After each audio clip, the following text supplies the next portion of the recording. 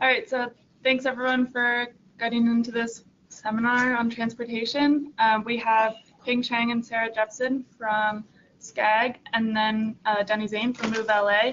So we're going to have Ping and Sarah start off, and then we're going to do questions for them, and then Denny will speak, and then we'll do questions for him. So if you guys just want to type questions into the chat bar, we'll get those and we'll ask them after each half-hour segment. So Ping is first.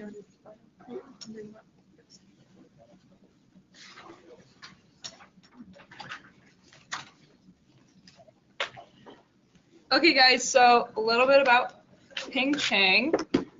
He is the manager of the Performance Monitoring Department at the Southern California Association of Governments, also known as SCAG. In this role, he is responsible for overseeing long-range planning and policy development in the areas of affordable housing, environmental justice, and air quality. Ping has worked at SCAG for 15 years. Prior to joining SCAG, Ping was the principal regional planner for the South Florida Regional Planning Council, also for 15 years. Ping received both his MS and MCP from the University of California, Berkeley.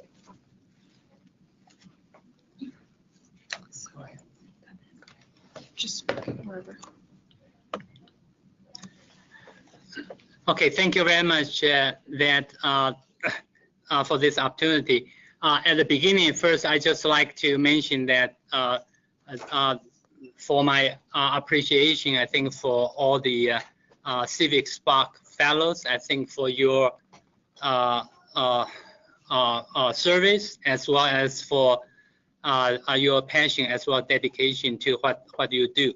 So when I reflect on what to talk about in the next like 15 minutes or so, and I have two choices. I think one is to focus on a very specific defined topic.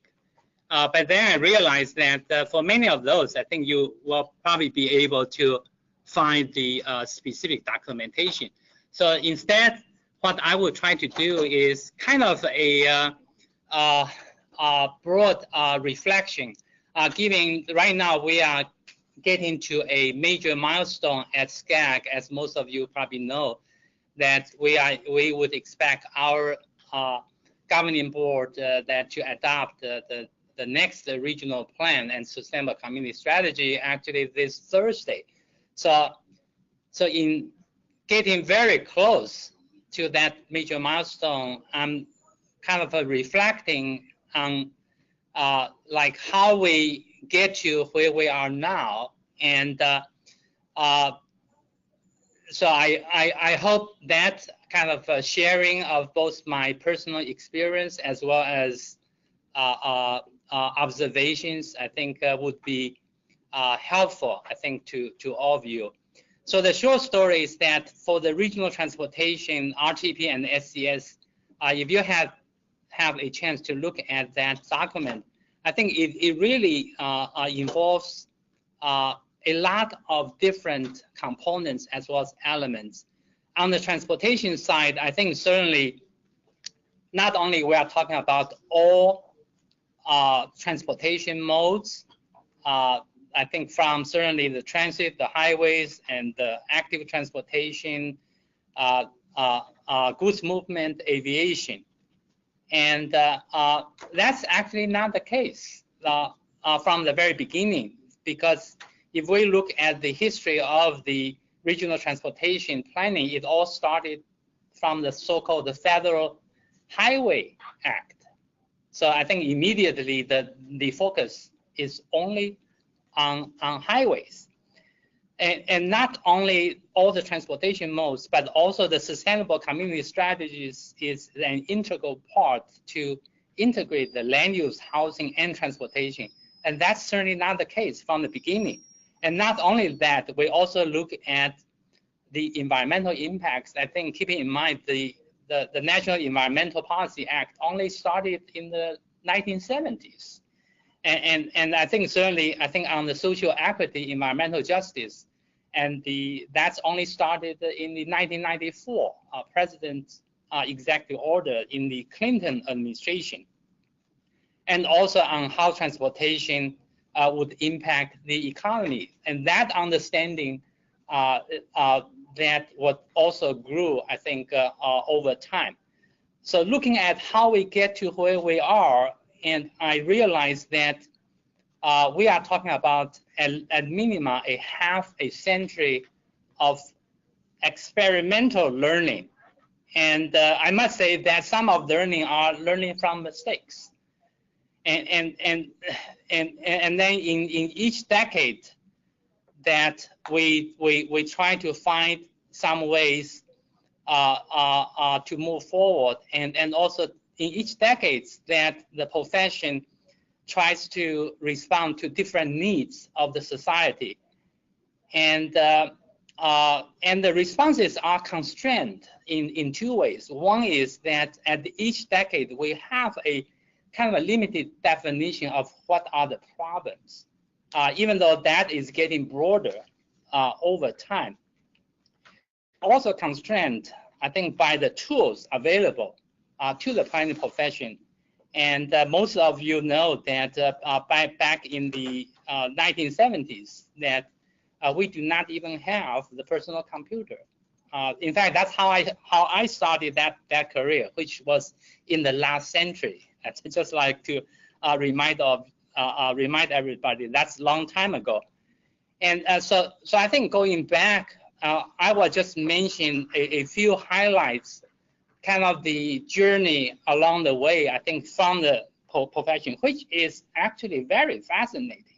I would say every decade we could spend several hours, I think, talking about that. But I think today we'll just get a kind of a quick overview. I think hopefully that to inspire all of us as to the rare opportunities that we all have, as well as the appreciation of all the hard work as well as efforts that which was laid upon, I think, by the previous generations. I think including some of the two other speakers here. I think particularly Mr. Denny Zane that I would say. So first, regional transportation planning. Okay, as I mentioned, that the origin from that is really after the World War II, that back in the Eisenhower's administration, that he has this vision that to build the national interstate highway system, and also as a general, he was keenly aware of that the interstate highway system is not just for commerce or just daily needs. It is for defense purposes. So that's why the 1956 is called the National Interstate and Defense Highway Act.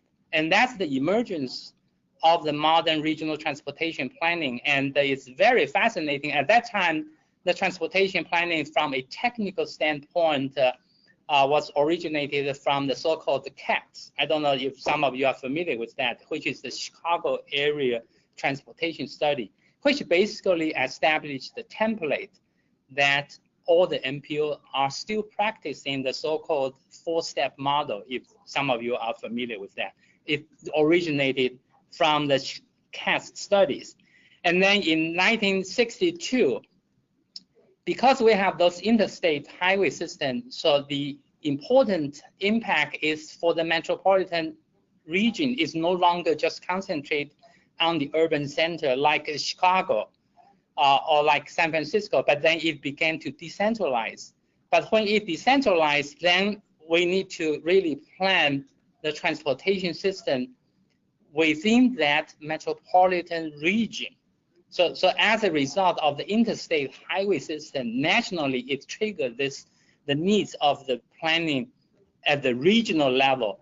And that's the requirement in 1962 required this regional transportation planning process. The fascinating part is the transportation planning process was required first before the Fed required an institution to implement that. And that institution actually requirement came, I think, a couple years after the 1962. And then SCAG was formed. We just celebrated our 50-year anniversary last year because we started in 1965. So I'm saying just in those few years, I think to today we have over 400 the so-called metropolitan planning organizations. But looking back, I think really that for each decade, I think we have made advancement because it really, it really starts a very humble beginning. The Federal Highway Act, because of this national interstate highway system. And then so something at the very beginning, the idea is very simple, that we have this tremendous needs for the transportation facilities which were not there. So the whole idea is, the focus is on the supply side. We need more highway capacities. And that's why the engineers are the predominant drivers of that process. And in some states, particularly in the State Department of Transportation, that was still the case. So that's why there is a tradition underlying, I think, of that. But I think after the 60s as well as the 70s, that I think gradually, I think people learned that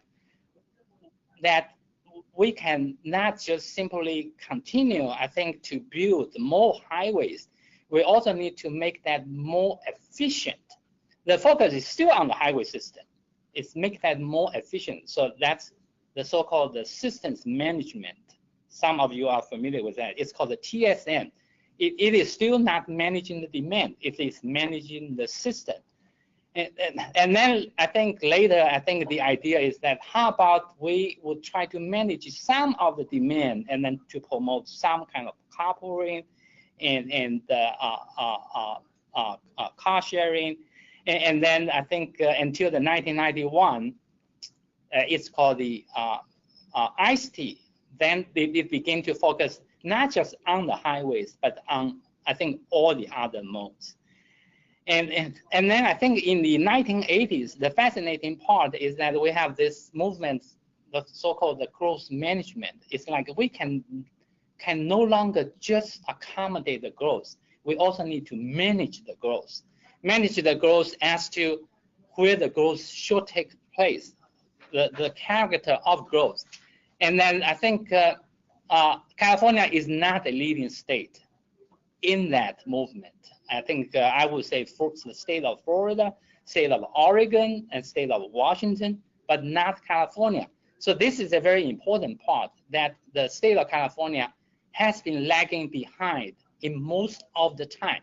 I think we have a very progressive environmental regulation.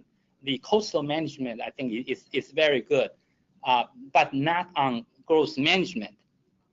And then I think in the 1990s, as part of this growth management, the states like from Maryland as well as Oregon, and then that's why I think the linkage with the transportation is the integration of land use and transportation. I think certainly Portland, I think, a pioneer of that.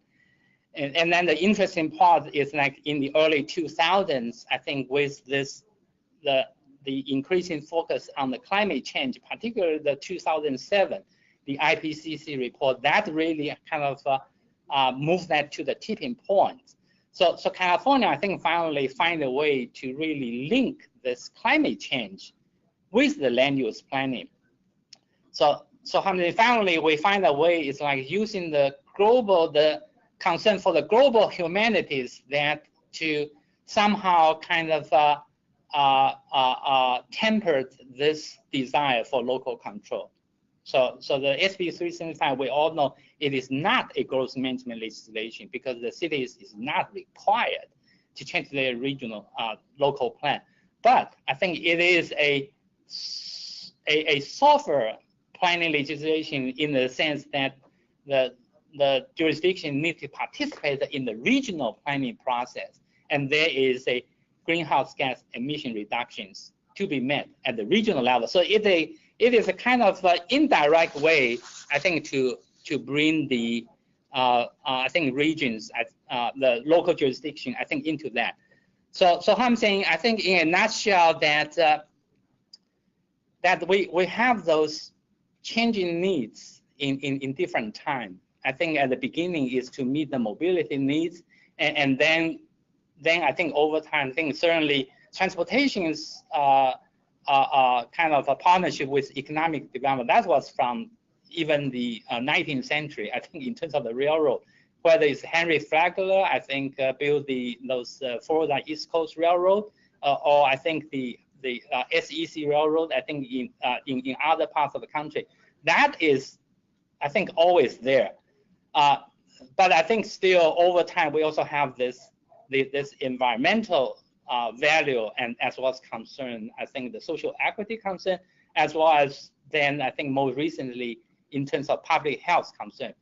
And then, so I'm saying it is you are really, I think, joining this profession at a very fascinating time. I think a lot of hard work has been done. A lot of mistakes, I think, were made.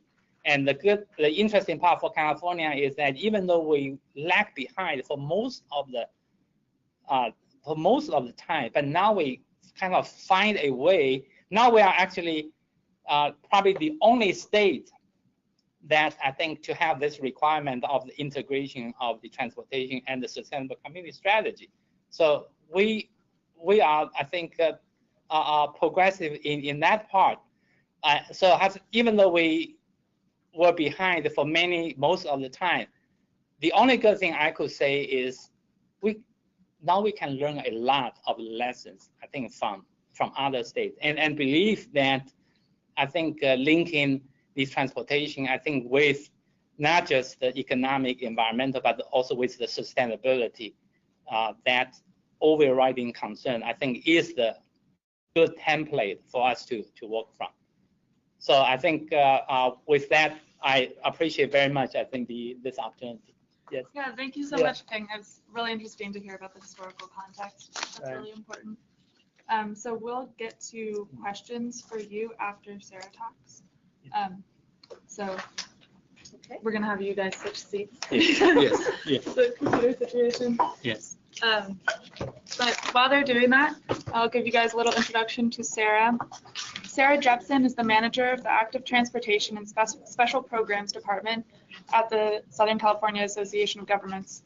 In this role, she is responsible for overseeing long-range planning and policy development in the areas of active transportation, public health, energy, and water. Prior to joining SCAG, Sarah was the Sustainability Policy Manager for the Los Angeles County Metropolitan Transportation Authority, Metro. She also worked on growth management planning for the King County Executive in Seattle, Washington. Sarah received a BA in English from Miami University in Oxford, Ohio, and a master's degree in public policy from the Gerald R. Ford School of Public Policy at the University of Michigan in Ann Arbor. Well, thank you for the introduction. I'm glad to be here today, and glad to follow Ping's presentation because I want to focus a little bit, whereas he talked about regional planning more broadly, I thought I'd focus my comments today on what we're doing in active transportation. Great. So SCAG, as was mentioned, we are the largest metropolitan planning organization in the country. We serve 6 counties, Los Angeles, Orange, Ventura, San Bernardino, Imperial, Riverside, more than 180 cities and a population of about 18 million people. Most of my comments here today are going to be on a active transportation safety and encouragement campaign that SCAG is currently taking the lead on, and that campaign is called Go Human. To provide a little background on our planning and how we got to our Go Human campaign, I wanted to give a little bit of information about the policy and planning framework that kind of drove this work. In our last regional transportation plan and sustainable community strategy in 2012, we as a region were dealing with some new issues. We had SB 375 and the goal of reducing greenhouse gas emissions.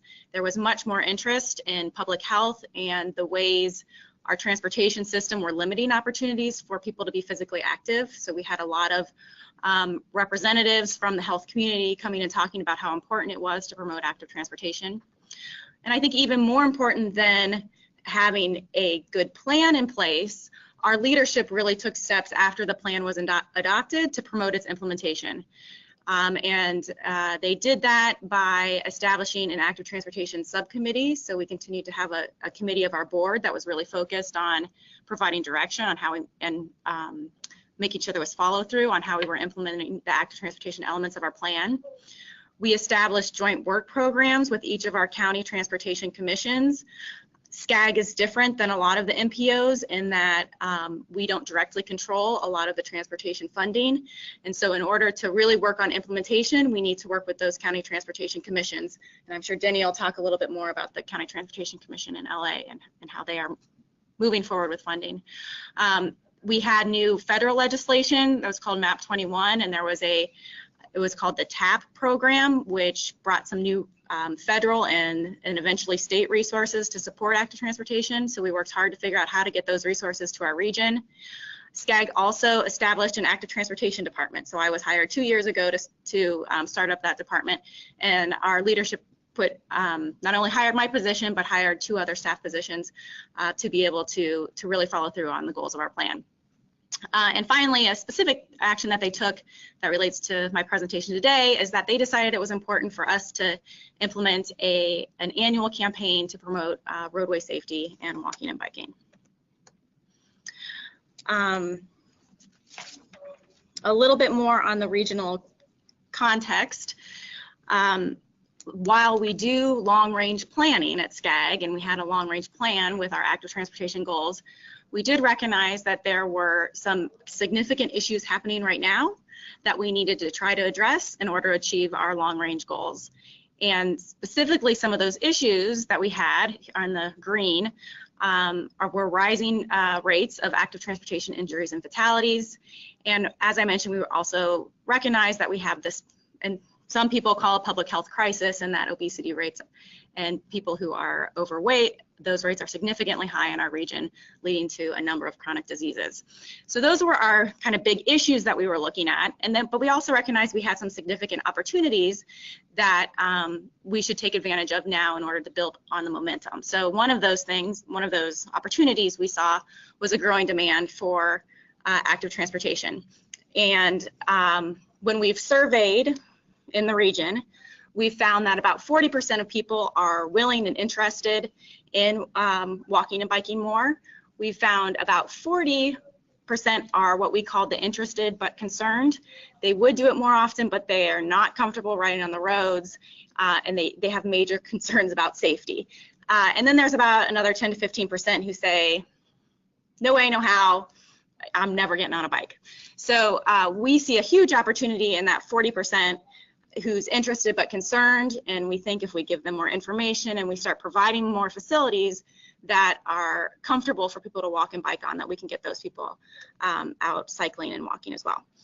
And then the final thing that we saw as a great opportunity is that there is a transformation of our streets underway here in Southern California. A lot of the cities are starting to invest more in active transportation infrastructure. Our projection is about $1 billion that will be invested by 2020. And so we want to be out there working with our cities to communicate and talk about the benefits of active transportation to make it easier for those projects to be implemented. A lot of times when cities start implementing their plans, there is community resistance because of concerns about traffic or a lot of people just don't like change. So we thought it was really important for us to be out there helping them with talking points and information and the statistics that will help them make the case in the community about why these types of improvements are important.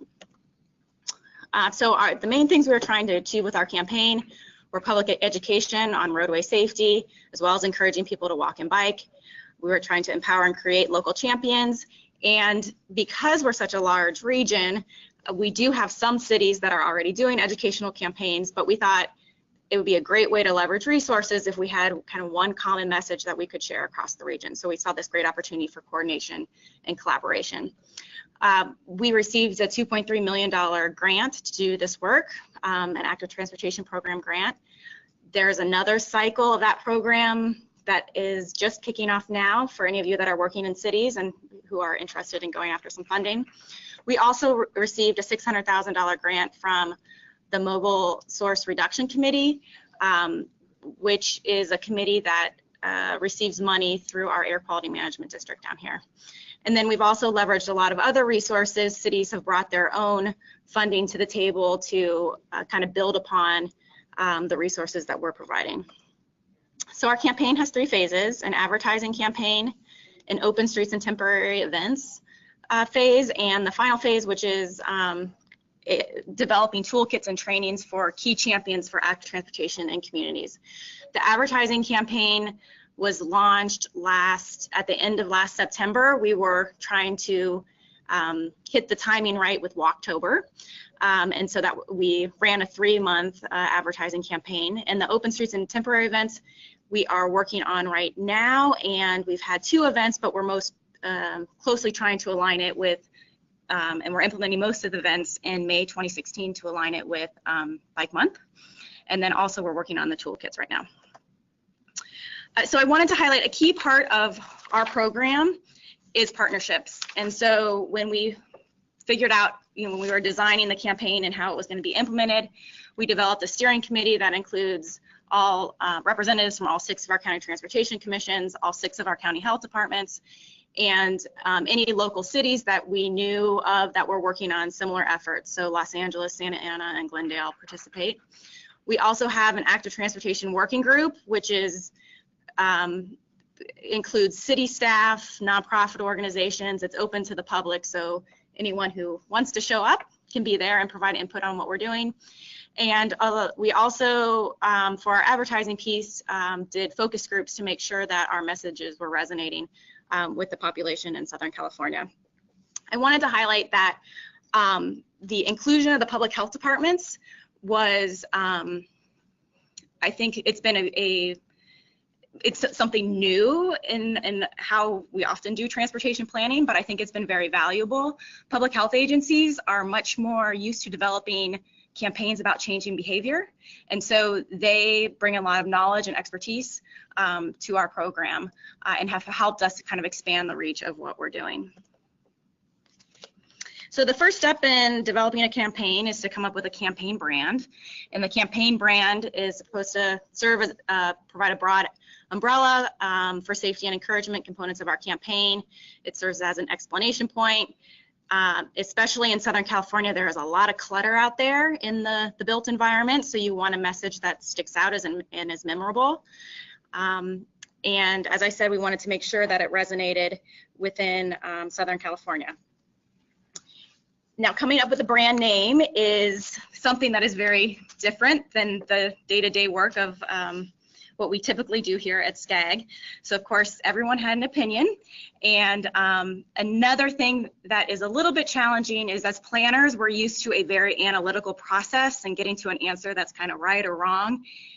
And in branding, there's not so much right or wrong. You just kind of figure out if it's going to work. So we went back and forth, but what we landed on was Go Human. And I'll read you what Go Human means and represents in our communities. Go Human is a program that encourages us to use human-powered transportation and change how we think about others on the road.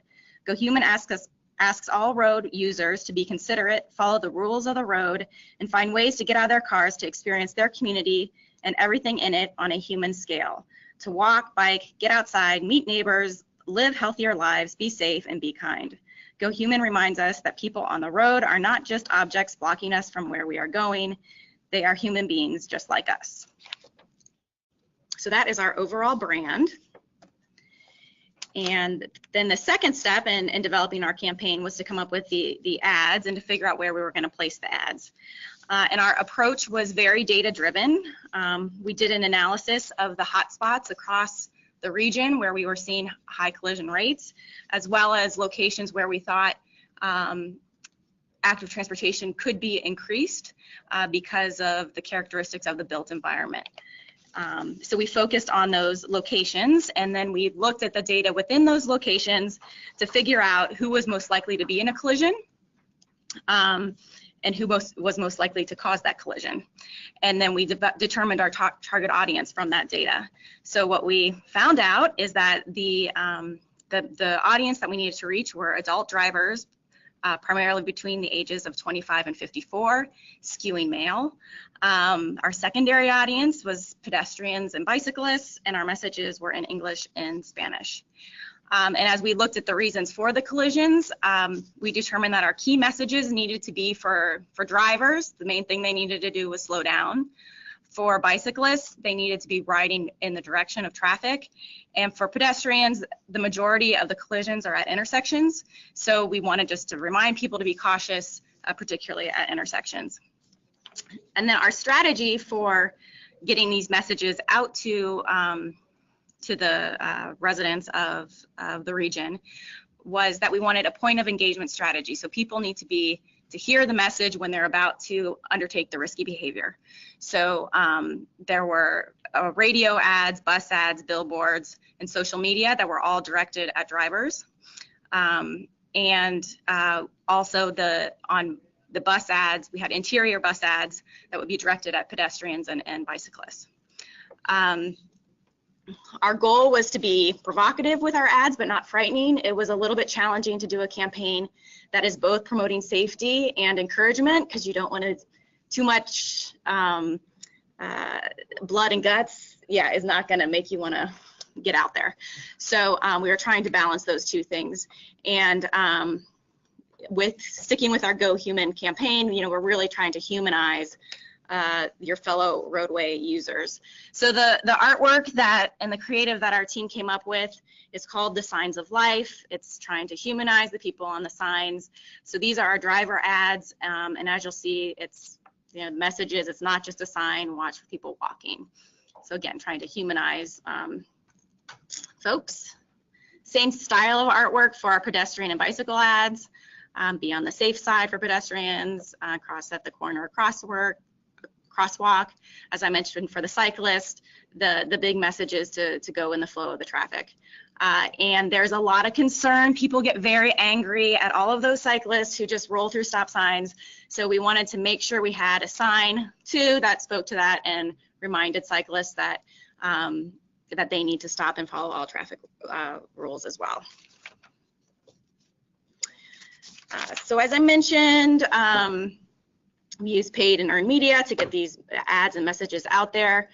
The earned media side of things, we did press releases, and we worked with our elected officials to write op-eds in their local papers to promote the campaign.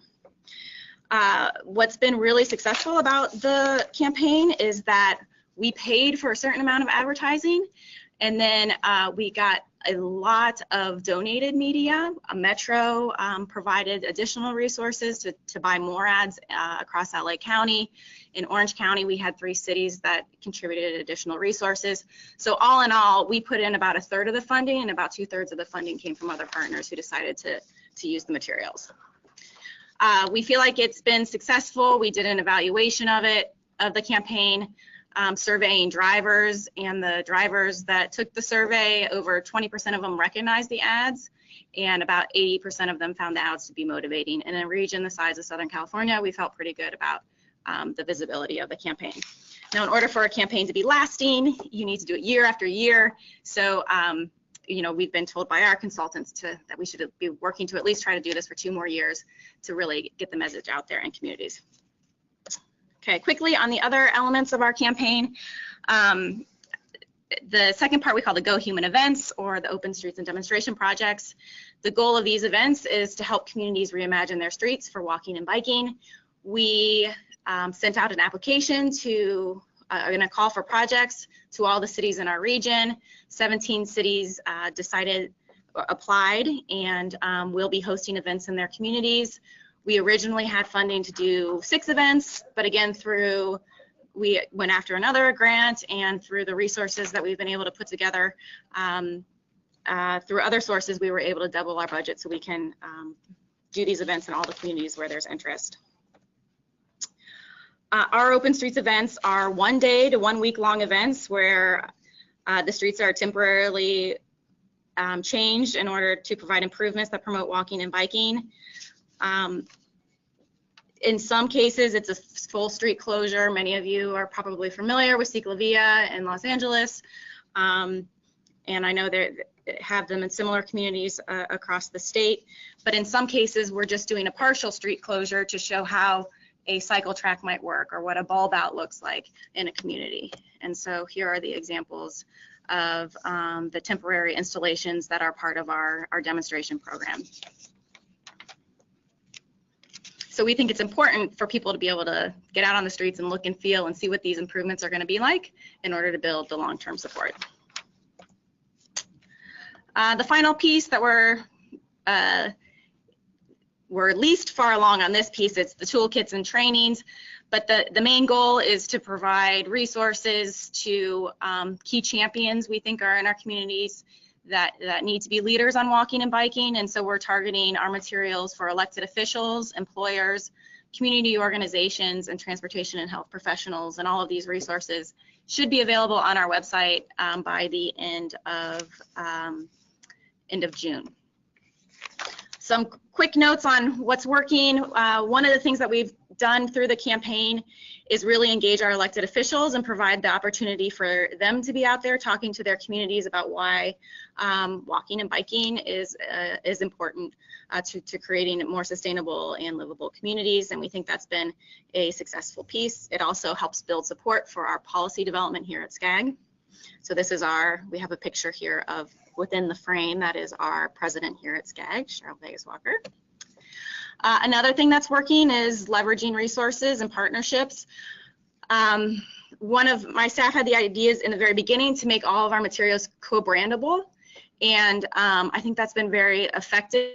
Those banners were all paid for by the city of Mission Viejo. They could put their logo on it, and they used our artwork. They're getting the message out in the community. That costs us very little. The LAPD decided to use some of our postcards. They do the stops for the checkpoints periodically, and so when they're stopping people, they're providing our cards and giving them more information on how to be safer on the streets. And then I also have a picture. We had a lot of cities that had space in their bus shelters, and so they would put up one of our ads.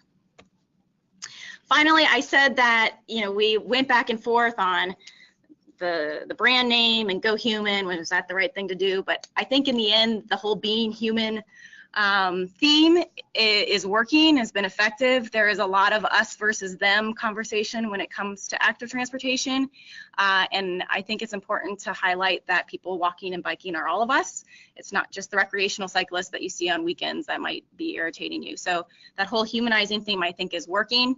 And then the other picture on here, on the picture on the right, that is my team here at SCAG. And this is an unintended consequence, I think, of the campaign, but many people think of SCAG as an ivory tower. We're not really something unhuman. So for us to be human, to be out on the street, to talk to communities, it's been a great way to build new partnerships. And I think that has been very effective. Finally, I know many of you are, I believe, working in cities that might be interested in or be working on active transportation. And so we invite anyone who's interested in joining us and using our digital resources. They are all on our website. And it's not just within the Southern California region. I was at a conference in Monterey last week, and you know, we're promoting it statewide. So the more people that are going human, we think the better for the region and for the state. And there is my contact information. Thank you.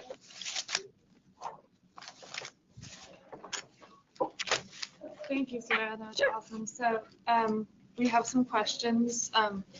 We can also take questions from you guys who are here, but we'll maybe read some first that were typed into the chat box. So you can answer the question. Sure. Is it from me or you both agreed it? Yeah. Okay.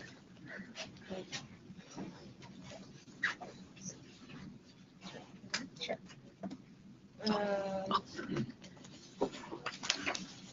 Okay, so let's see. We'll start with some of the ones that were asked during the webinar. So what are some policies that the state and or local governments should enact to ensure better growth management? Oh, okay, that's a lot of questions, and then I think certainly for growth management that I think using my experience in the state of Florida that there are kind of two templates kind of used nationwide. One template is we are using right now, which is essentially focusing the growth, I think, along those like existing or the future transit stations as well as high quality transit corridors. This one kind of is used, I think, in Montgomery County, I think in Portland, and then I think even in like San Diego. So, and actually has been used right now, I think I would say in most of the major metropolitan regions, I think is in that direction. And then the other one, which is kind of complementary, which I kind of felt that in the state of California, we haven't done that, which is kind of identify the so-called significant natural resource areas of state or regional significance, and then trying to move away the growth or development from that. So we are kind of trying to do the so-called blueprint, but for the blueprint to be successful, we also need to have this so-called green print, and for those areas that needs to stay green. I think everybody visited like Boulder, Colorado, I think would be amazed as to, I think, their vision many years ago to preserve the vast majority of the city as open space, which is kind of inconceivable, right? I think in areas that has a lot of growth. So something, and that has, so that would be, I think just from there, I think we already have this. Certainly we have been making progress since particularly the 2000, I think all the major MPOs are moving ahead on this, blueprint planning. We have a program called the Compass Blueprint, and then in Sacramento, I think they have this blueprint. So that would be one, and then the other is really the creative use to, I would say, to leverage the ability in the public sector to generate resource. And one example some of you probably have heard about is the so-called the green trip idea. I think it essentially is saying that for the development near the transit stations or high quality transit corridors, the cities would provide the incentives for the developers to build more housing units, and some of those would be affordable housing, and then in return that the development would reduce the parking kind of needs, and as well as to provide, for example, free transit. I think sometimes it would be 30 years or 40 years, I think, to the residents in that development, and that has been successfully utilized. I think right now it's mostly in the Bay Area and not much, I think, in Southern California. So I think those are hopefully give the idea is that there are a lot of opportunities out there, and things has been experimented successfully in other places, and we could still begin, I think, to experiment and utilize that. Okay, thank you. Yeah. One more? Yeah. So we got a few questions about the Go Human campaign specifically. One of them was, what have the results of the campaign been? Have you seen a decrease in data? I mean, in collision data? And then also, how much did you work with community groups when trying to figure out what was needed in these communities? So it's too soon probably to be evaluating the effectiveness on the roadways, and we'll probably never be able to take full credit for if there's a reduction in collisions, there's lots of things that are going on at the same period of time. That's one of the reasons that we did it at this time. There is a lot of infrastructure investment underway, and so we want to be able to complement that infrastructure investment. But so the way we are evaluating is just by making sure our message is getting out there, and so that's where I showed the survey results that we did of the drivers, and at least 20% of the people had at least seen it, and 80% of the people that saw it said they thought it was motivating. So so we're reassured by that, and hopefully with more time we will see a reduction in the collisions for a lot of different reasons. The second, for community groups, we do have the first of all, there's thousands of community groups across Southern California, so we do have a difficult time figuring out how to engage them all most effectively. We have a active transportation working group, as I mentioned, and the LA Bicycle Coalition participates in that. The Safe Routes to School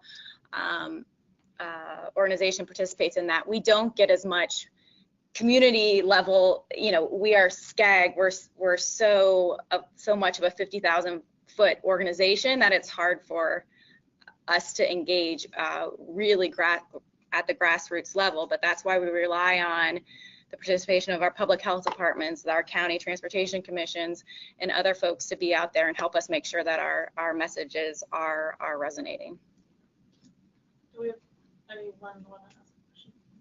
Yeah, with Safe Routes to School, is there any kind of regional connection or collaboration on that end, or? Can you repeat the question? Oh, the question was for Safe Routes to School, is there any sort of regional collaboration on that front? For this particular campaign, we have, so I mentioned we're doing some events right now in May of 2016. We're also doing another set of events in October of 2016, and some of those cities are in the process of implementing infrastructure around their schools. So our temporary event is really supposed to highlight a Safe Routes to School project. So that's just, but that's not necessarily coordination across the region. We do a lot of funding of plans, and so like in Imperial, a lot of the coordination is happening, I would say, more at a countywide level than it is across the whole region. So we just funded a plan in Imperial County to do a Safe Routes to School plan for the whole county. I know Metro similarly was doing a Safe Routes to School pilot project for all of LA County. But we are still, I think, trying to figure out how to do Safe Routes to School, something that's so local at a regional scale. I know Santa Monica. Right, so a lot of what we do is highlight best practices and try to get the information out to cities that are interested and provide resources as we can through the various programs that we have. Great. Well, we have a bunch more questions, but we don't have a bunch more minutes. So we'll try to get all the questions that weren't answered at some point by someone. Sure, there's my email for the Go Human stuff, and then. Yeah, and so then we'll try to answer those for everyone. But thank you both so much for your time. Thank you very much. Thank you. Okay, so next up we're going to have Denny Zane, who is the Executive Director of Move LA, which is an organization that coalesces environmental, labor, business, and community leaders and organizations to create a robust transit system for Los Angeles County. Zane founded Move LA in 2007 and initiated the campaign for Measure R, a half-cent sales tax increase approved in 2008, which will generate nearly $40 billion in transportation funding over 30 years, 70% of which is to be invested in the transit system, which I'm sure he will talk more about in his presentation. He is also the former mayor and council member, where he served for 12 years in Santa Monica, where he formulated and championed Santa Monica's aggressive affordable housing strategies and local clean fleet programs. Subsequently, Zane served as executive director of the Coalition for Clean Air from 1992 to 1994. So that's a bit background on you, so take it away.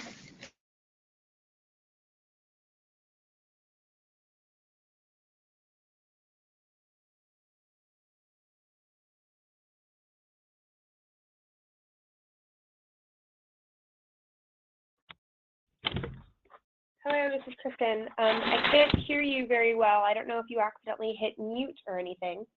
But if you can, please let me know, Bree or Mackenzie, if you can hear this. That would be great.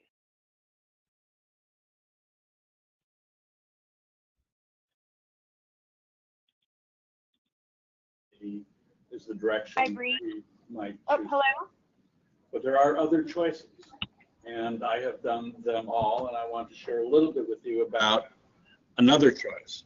And this choice is to not be either elected or hired by a governmental entity, rather to be an advocate in the community.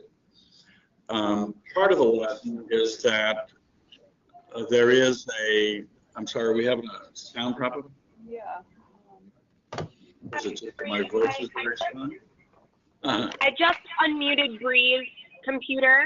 Mackenzie, your audio cut out. But I unmuted Bree, so I can hear you all right now. You can hear me or not? Yes, I can. You're good. I'm good. Well, that's what needs to happen. So, my point was to expand the horizon of options for those who want to do it. In a democracy, certainly working in government, either as an elected or as a professional, can be very satisfying and a very important opportunity means for making a difference. But none of that works very well at all without the constituency advocates in the community. And that, by community, I might mean very local or even statewide. Advocates that sometimes work in nonprofit organizations, labor organizations, environmental organizations, business organizations, etc. We are the ones, in a sense, that are kind of free to move and free to put pressure. And putting pressure is sometimes unfriendly and sometimes very friendly, depending upon what you're trying to accomplish. But usually it's directed toward trying to accomplish some governmental objective. We are a democracy, we should celebrate that, but we should celebrate that in a democracy, it's much more effective when there are constituency groups, when it's pluralistic, and there are advocacy groups that are out there waving the flag of one mission or the other, whether it's environmental, social justice, or affordable housing, or the like. That's what really helps to move government in the right direction. As an advocate, you might have a liberty that as a government employee that you wouldn't have. I mean, for example, if you're working in an agency like SCAG, where there are 80 members of a regional council, you know, things are really driven in large part what that regional council of 80 agrees to do. And, you know, a staff person here can have if they're very influential, can have a significant amount of impact. But also you can be frustrated because sometimes convincing 80 people is a real challenge. And that's where people like us come along, outside the governmental sector, organizing constituencies to try to lift their voices, hopefully in some kind of common song towards our common agenda. And that's what Move LA did. Stuck in traffic that one day on Olympic Boulevard, trying to get out of Santa Monica. It was preposterous. And here I am sitting, and on the radio it comes up that there are, at LA Metro, they have enough money to operate and maintain the existing system, but for the next 30 years, they have no money for any new capacity. So we're approaching gridlock, and I'm thinking to myself, well, we're supposed to have we're supposed to have a very significant growth, 3 million more people here in the next 25 years. That's like Chicago came here. They're telling me we haven't got any money for new capacity. That's like Chicago comes here today. And I'm stuck here in traffic. I can't even get outside of my city. And all over the county, that same experience is being replicated. Except in my case, I had a history of working on issues and organizing campaigns and constituencies to try to move the government process along. And I knew the mayor. The new mayor, Antonio Villaraigosa, I had met years before, working with him when he was on staff with Gloria Molina, supervisor, working on clean air issues, helping to get LA Metro to have only natural gas buses. And he had been the Speaker of the Assembly, and I'd worked with him on legislation for clean trucks. So I knew what he cared about. He cared about clean air, he cared about transit, he cared about justice, he cared about lots of the same issues I cared about, and now he was mayor. And as he campaigned, he had said, you know, a transit system is what I care about, one of the things I care about. And I knew that he wasn't king, he was only the mayor. That meant that he had to get the agreement of city council members, of supervisors, and others, and that would require the help of constituencies, and that's who I am. I'm a constituent.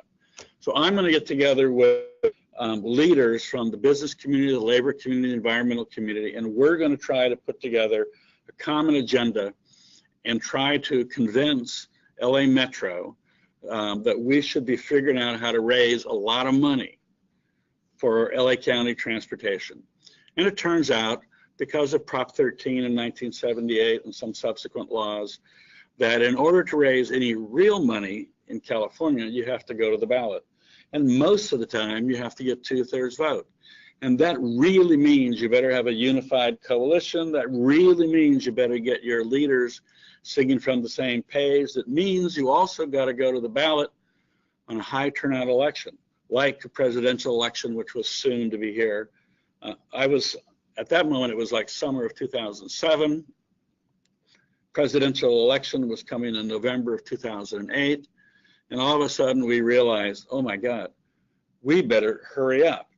We have to get the legislature to authorize Metro to get the ballot. We got to convince Metro that they can do it, that they could win, that they ought to, that this was an opportunity they shouldn't pass up, and so on. How are we going to do that? We're going to get the leaders of the labor movement, the business community, the environmental community together in a room, and we're going to say, let's go. Here's our program, let's go.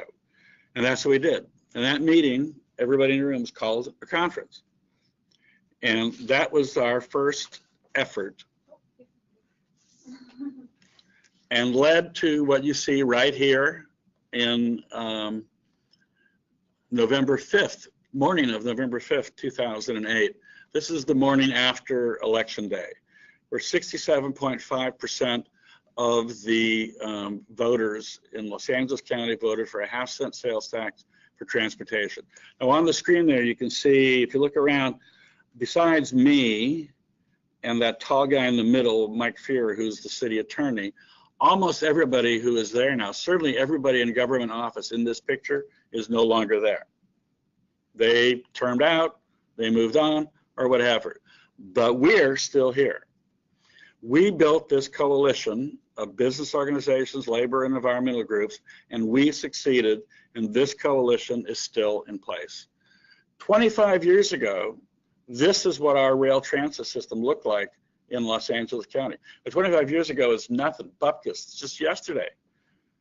I mean, the Third Street Promenade is still brand new, and we cut the ribbon 25 years ago. This is what our rail program in LA County looked before Measure R. That's some big steps forward, not nearly what we need. Measure R provided about $40 billion. It's $36 billion when you account for the recession, I guess. But as you'll see, a major part of this was transit, capital, and operations. Local government spends money on transit, so it altogether it's about 70. Now, I must tell you, that was really a big wake-up call for leaders around the country, other cities, that the idea that LA would vote 67.8% for a measure that would raise $36 billion and 70% of it would be for transit. Oh my God, something really new is happening. This is what we'll look like soon when the lines that are currently under construction funded by Measure R are completed. But now we're heading toward November 2016. And why November 2016? Important lesson. Big voter turnout. Better economy. The last time the economy crashed 2 months before the election. Metro has had a chance to build 3 of the projects. You got 3 more under construction. We have time to build a wider consensus countywide and to really put together a effective campaign. These are some of the choices. If Metro puts a 1/2-cent sales tax on the ballot For 40 years, it's about 76 billion. 45 years, about 90 billion. But if they also extend Measure R, which was a 30-year measure, if it adds another 18 years onto Measure R, the total could well be 120 billion. That's if they do a 40-year measure and extend R. Now they're talking about maybe doing a 50-year measure. That would be well over $150 billion. I'm sorry, folks, I want to say that again. $150 billion. Measure R at about 36, 40 billion was transformational. What could we do in our infrastructure if we had $150 billion to expend? Now, sounds like a lot of money, but for you and I, and for the average person, comes out to about 8 cents a day for each half-cent sales tax. So, would you vote 8 cents a day for a dramatic improvement in our in our county's transportation infrastructure? Well, more than 2/3 did in 2008, and we believe they will do it again. The longer the measure, that's what really makes the level of capital increase. It also means that you can borrow against that longer revenue stream and get lower interest and accelerate your new projects, especially the major capital projects. So the process for getting this together began with a lot of local governments. Now, we're not government. We are community advocates. Sometimes people say agitators. It depends on whether they like us or not. Usually they like us because we're pretty friendly. But the polling has been encouraging throughout this process, and the local COG mobility matrix process. A COG is a council of governments, so it's like a geographic subregion of cities. And that really, I think, that process has gone fairly well, but largely because everybody knows the voters are ready to say yes. The polling showed motivation is important. People stay with it if they think they can win. So here's the timeline. We are in early 2016, and June 2016, they will probably vote on a plan. They've released the draft plan. Right now, everybody's kind of looking it over to see what it is. It's actually quite exciting. I'll give you some sense as to what it might do. First of all, it's got to reduce traffic congestion and enhance mobility. It's got to reduce greenhouse gas and air pollution. It's got to improve our economy. It's got to improve our social equity and improve our health and our neighborhood livability. Those are all the goals that are part of this program. It's going to have a major rail program for Metro. It's going to have a major regional commuter rail program. It's going to have boulevards invested in with bus rapid transit. It's going to have a bike and pedestrian program this time. Measure R did not. It'll also have a community development program and a clean goods movement program if we get our way, as we advocate what we think Metro should do.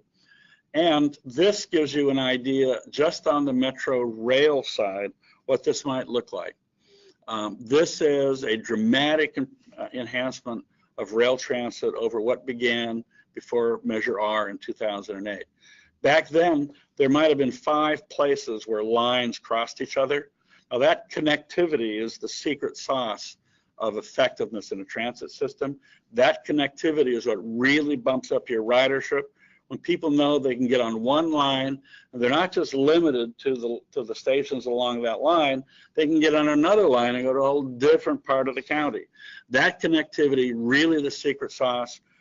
Before R, there was 5 places. With this plan, there'll be 30 places where the rail transit system will have that kind of connectivity. That is a dramatic improvement in its ability to attract ridership. But we must also do things like invest in first mile, last mile improvements to make sure that that system is accessible, easily accessible to people who live and work near the station areas. We believe we also have a big opportunity to clean up the freight system. I mentioned before how I worked on legislation with Antonio when he was Speaker of the Assembly. That was a program to fund the development of clean technology in heavy-duty vehicles, clean trucks, clean buses, clean trucks. And now we have to have a strategy for deployment of that technology. The technology is here. We are ready. We could have clean air in Southern California if we just wanted to vote for it. And this measure is the measure which can do that. It can provide the long-term funding stream that will give the industry confidence to know that they can ramp up their production of clean technology, clean trucks, and that there'll be a market for it. They won't have a stranded technology. They can take the risk knowing that it's got a partner in Los Angeles County. Another good idea is what we call the Grand Boulevards program. A lot of concern about where is it we're going to be producing our affordable housing throughout the state of California and LA County in particular. We think the boulevards of Venice, Vermont, Valley, Van Owen, Victory, and those are just the V's, are the big opportunity. Those used to be where we shopped and traveled and worked before the freeways came along. They're all still there, but if you drive on them, you can see that many of them are like, what happened? They are underutilized opportunities. What do we need to do? We need to invest in those corridors as transportation corridors, not just buses, but also bike and pedestrian, bus rapid transit, which is a faster version in a dedicated lane. But we also need to take money like cap and trade money and invest in an urban forestry, urban greening in these areas, so they're not only good places to travel through, but they become good places to live. They become attractive to developers. And this is where you can go build the middle income housing. The hot spots get all the development. That's because the rents are so high, nobody normal can live there. How are the rest of us going to find a place to live? Well, the boulevards are our big opportunity, and we need to, I think, invest in these. And we're trying to get Metro to put money into a Grand Boulevard program to be the transportation element of that program. Of course, getting community development right is important. It doesn't have to be high rise, but it should be moderate density. If you look in Santa Monica, where we did the 3rd Street Promenade and the downtown around it, and I was in charge of that program when I was a council member. That's my pet, my baby. I hang out there regularly to check it out, make sure it's doing okay. But all around the promenade, there are 4 and 5 story buildings with housing in it. And there are about 3,000 units built around that promenade. In those days, we did it because we wanted to have a walk-in clientele, not people who drove all the time. Now, we didn't know at the time we were creating something that the world would embrace. We thought we were just doing something for ourselves locally. But now it's become an international destination for many people. But that could change in an instant, and in some incident or what have you. You need to create your downtown with people living in it so that people can walk and businesses know that they're always available, customers for their services and goods living nearby. We also need to take advantage, once we pass these measures, we have other opportunities on the state and, as it turns out, national level. The cap and trade program is going to be a great opportunity for us to help do community development, to do first mile, last mile around our transit system.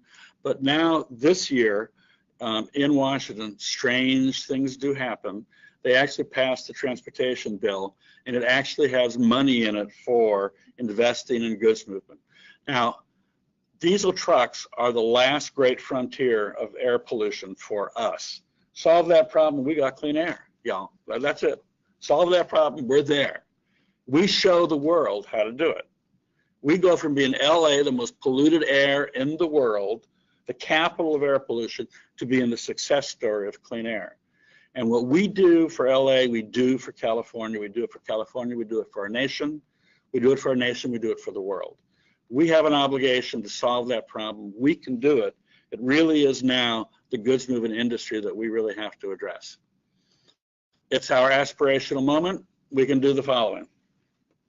We can show the way on how to reduce greenhouse gases.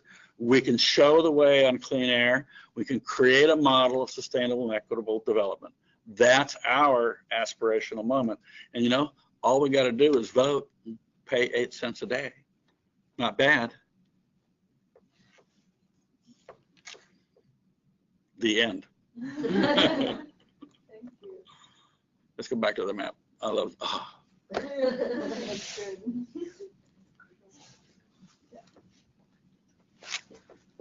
All right.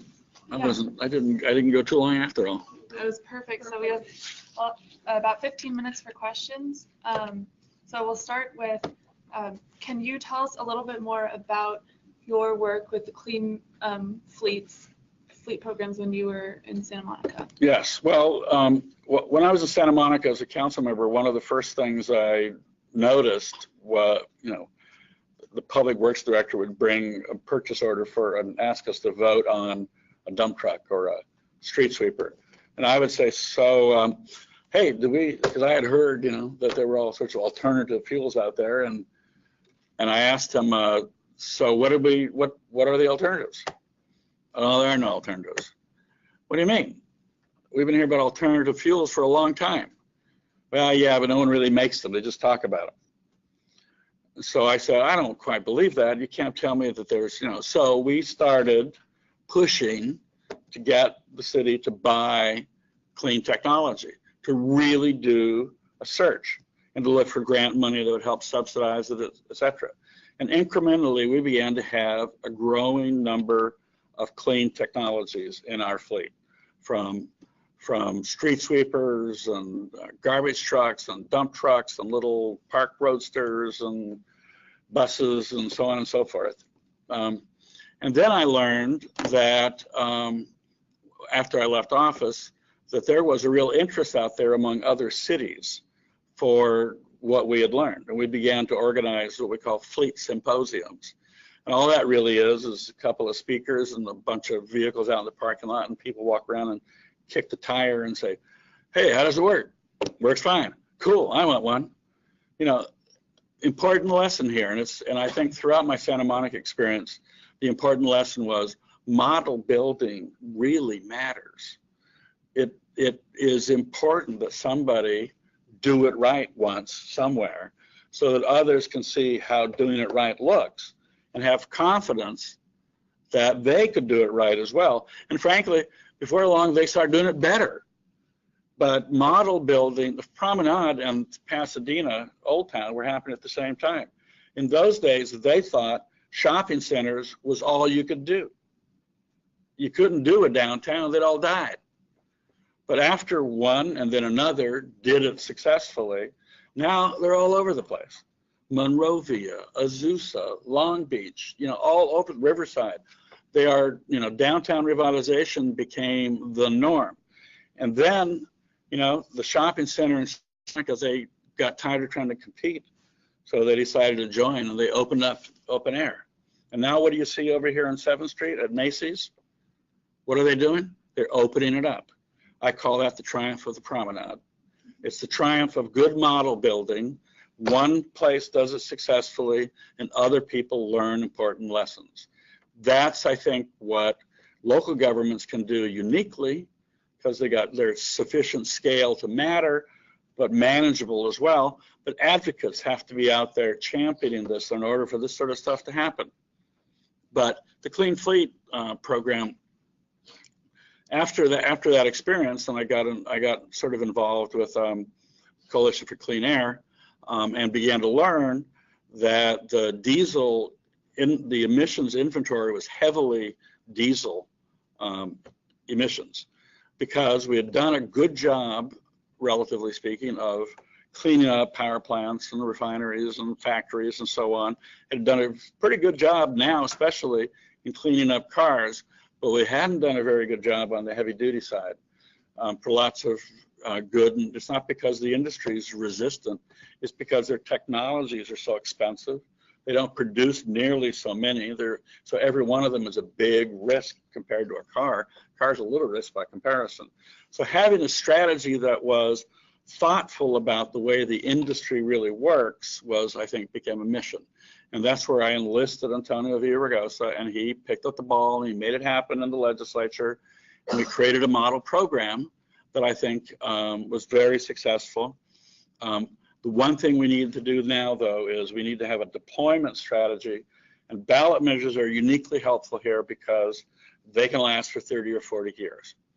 Legislature passes money, and the new governor in 8 years, new legislature in 8 years. Who the hell are these people?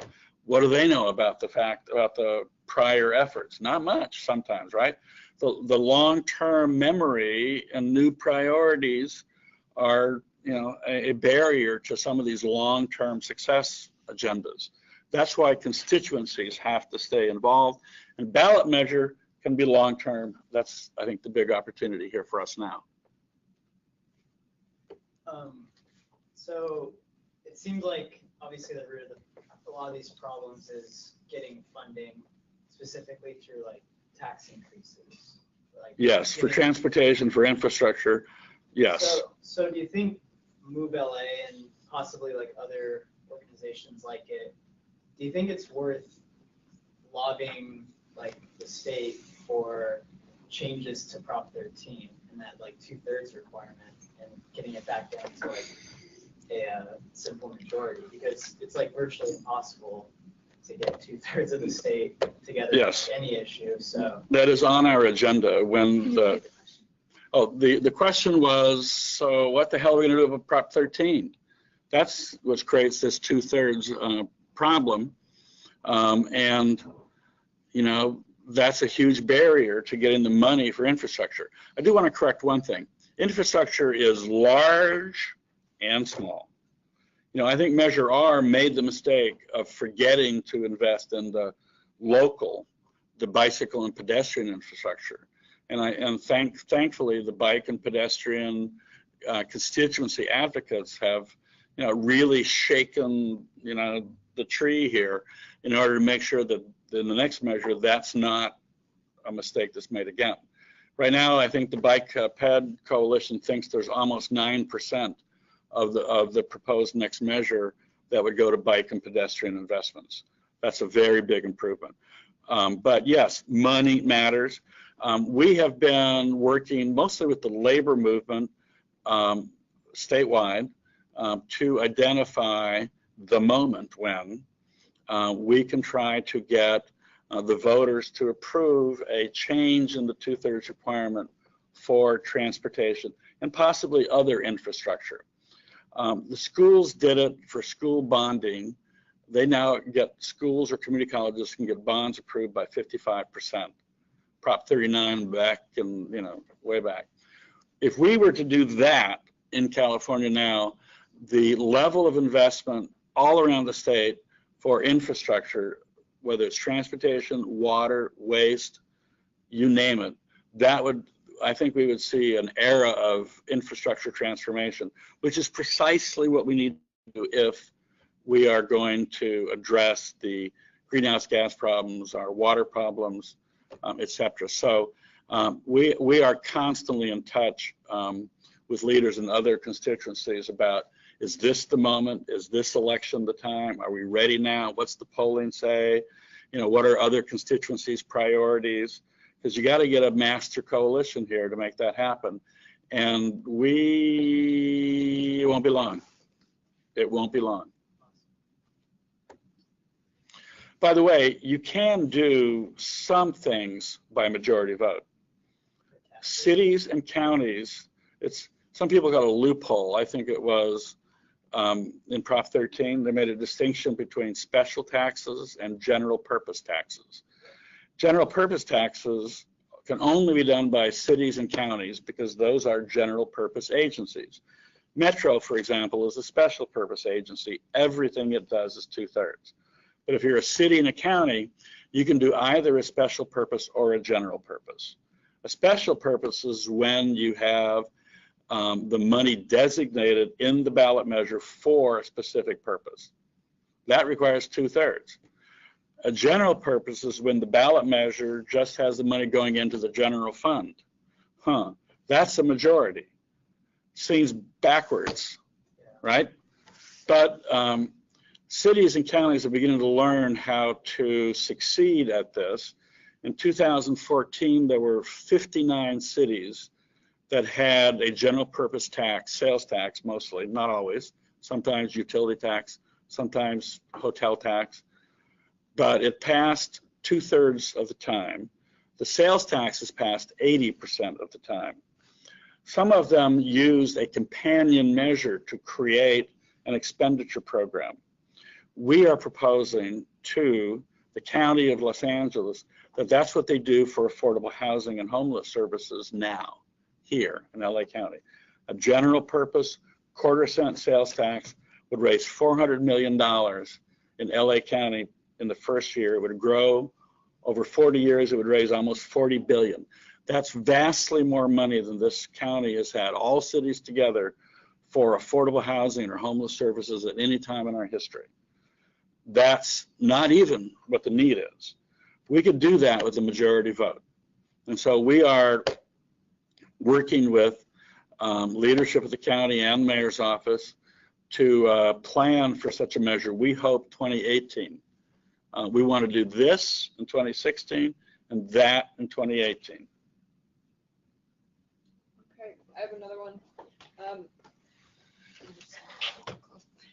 How do you think electric vehicles will play a part in reducing the greenhouse gas emissions in LA, and what are the barriers preventing it from taking off? It'd be huge. I mean, even if this wild and crazy vision, actually, this isn't crazy. This should be our normal vision of rail transit. And keep in mind, there's a whole bus system out here on this map as well. But, you know, I think one of the most optimistic projections would have about 20% of the commuters using transit at peak hour as a, you know, that's a high, that's more than doubling our percentage of users, but almost tripling the percentage of people now using transit, meaning that, you know, there might be a slice of people who are walking and biking, but, you know, something on the order of 70, 75% of the people will still be getting to work using an automobile. Even if it's driverless, it's still an automobile. It's still got to ride on a roadway, right? And so having it be zero emitting, especially as we move increasingly toward renewable power sources, that is, that's the big banana when it comes to really reducing emissions and maintaining a prosperous economy. And so, you know, Tesla coming, you know, this last week, having the Model 3 be revealed, and it can do 215 miles on a charge, huge. I mean, people don't normally go much more than 25 or 30 miles in a day. So a 215 mile per charge technology, that we're really approaching close to the holy grail of automotive travel there. And what does it need? It needs charging infrastructure, is what it needs. Because what it needs is for people to have confidence that they're not going to get stranded anywhere, right? I mean, imagine driving around and not having any gas stations. You'd probably not go anywhere. Would I go to San Bernardino if there wasn't any gas stations in San Bernardino? It's where my family is. Still there? Still there in Colton, yes. But, you know, you got to know that you're going to be able to get back. And so the charging infrastructure is, but, you know, the other piece of this, though, is also the battery technology, not just for the vehicle, but so that when renewables create and solar creates, you know, non-fossil fuel power, we have to be able to store that power, because those forms of power are episodic. The wind goes down, the sun goes down, so on and so forth. We need to store that power. If we were able to have the battery store or the power storage, as well as the infrastructure, especially fast charging infrastructure, then forget about this air pollution. Oh, we still have to deal with diesel. That's right. And diesel, you know, diesel will be able to, there are important missions for heavy duty trucks that can be electric. You know, one of the big missions is from the ports to the rail yards up east of downtown, 18-mile trip. It's called drayage trucks. And of course, all the technologies that operate around the ports, those could be electric. Those are within the scope of an electric technology available today if we were to create the infrastructure upon which it would operate. Now, beyond that, you're looking probably at natural gas. But now Cummins Westport just certified a heavy-duty engine big enough for buses and trucks that is as clean as electric, accounting for the power plant, right? We call that near zero. And that near zero technology, well, it needs infrastructure as well, natural gas infrastructure out along the highways. But, you know, there's a good combination. You got the short cycle, you know, the short trip and the longer trip. And we don't have any, you know, we can do without diesel. Won't be long. We can do without diesel. We're right on the cusp of this transportation transformation now, here in LA, leading the way. Dennis, would this happen in our life, yours and my lifetime? Ken says that because he and I were classmates at Colton High. He lived around the corner down the block, and I used to play basketball in his driveway with that little hoop up against his garage at Colton High. And so a lot of this stuff, I don't know how long you're going to live, man, but I'm going to live for another 25 years. So 30, 35. All right, so what you're seeing on the screen, it is possible that everything here could be built within your lifetime. What makes it possible, even with a 50-year measure, is if they take a slice of that money as the back end here and don't commit it, and it becomes available to commit for financing. So here a lender, and someone's got a 50-year revenue stream, and there's a chunk of money out there that's not committed to project and is committed to the, you know, to paying down the bond or the loan. You can get very favorable interest rates, and with and what is that called? Borrowing. That's called upfront money. Right? If you don't borrow, you got to let the revenue stream come incrementally, right? If you borrow, you can do now what you otherwise have to wait for, right? And the big question is, can you afford it, right? Because you pay interest. That money out of the back end can give lenders the kind of confidence, the kind of security, the low risk that means interest rates can go down, so that the savings from early development, remember there's inflation the longer you go, right? Costs go up. So if you can accelerate the development so that the savings are comparable to the interest rate, that's a pretty good deal. Now, I don't know we quite get there, but the economic development outcomes from this kind of system, the overall efficiency, the broader prosperity, which means the revenue from the sales tax measures go up. You know, there's a lot, this is what's called modernization. I mean, isn't that what's modernization? Smart investments in our infrastructure, our transportation infrastructure, our power infrastructure, our waste and water, and our education infrastructure. Smart investments.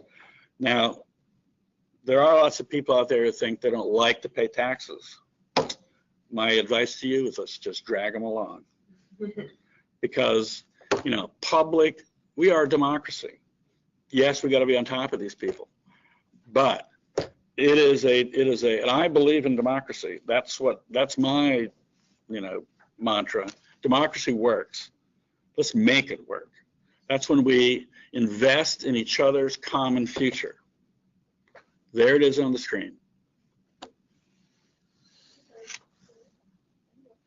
Thank you very much. Okay. Extremely informative. So, yeah, I think we got a lot of the questions answered. Thank you for that. You're welcome. And, yeah, okay, so. Thank you, Ken. Thank you, Jim. I appreciate it again. I owe you one more time. Yeah, here's my dinner again. I just can't stay. I got to go to a meeting. It's one of the things about advocates, you know, it's like, it's true of government too, but sometimes government gets to go home at a reasonable hour. But advocates, there is no such thing as a work day. It's, you know, you're always out at night, always working the weekends. You got a little flexibility maybe, right? You're your own boss or whatever. Thank you very much. Well, thank you all again. Thank you, Mackenzie and Bree, for organizing the webinar. Really appreciate that. You did an amazing job. And thank you to Denny and the rest of the presenters as well. And so now I'll log off the webinar and I'll send out a recording of all this to you all very soon.